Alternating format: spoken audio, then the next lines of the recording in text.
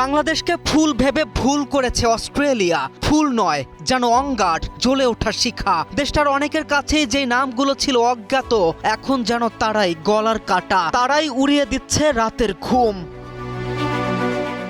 বোলিংয়ে ধসিয়েছে অজিদের দম্ভ, চূর্ণ বিচূর্ণ করে দিয়েছে বিশ্বের অন্যতম ব্যাটিং পরাশক্তির লাইন আপ। ঘরের মাঠে প্রথম ইনিংসে 200 রানেরও কমে আটকে দিয়েছে ক্রিকেটের মোড়লদের।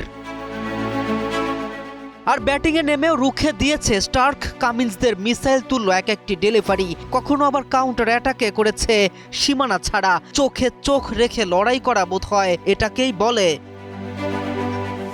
বোলিংয়ে হাসান মাহমুদ, এবাদত হোসেনকে সামাল দিতে যেমন হিমশিম খেয়েছে স্মিথ, হেডরা, তেমনি ব্যাটিংয়েও তানজিদ তামিম, নাজমুল হোসেন শান্তদেরকেও বাড়তি কোনো চাপ ছুড়ে দিতে পারেনি অজিদের কোনো রণকৌশল কিংবা রক্তচক্ষু।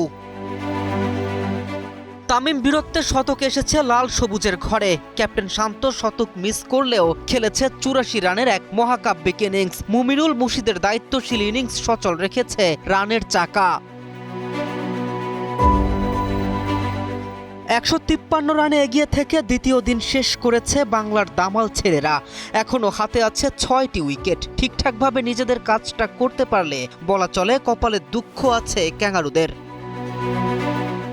হাসান মাহমুদ যেন বনে গেছেন পাক্কা এক অলরাউন্ডার। বল হাতে 6 উইকেট শিকার করার পরে ব্যাট হাতেও তিনি যেন প্রতিপক্ষের গলার কাটা। মোকাবেলা করেছে 76টি বল, এখনো বাঁচিয়ে রেখেছে নিজের উইকেট।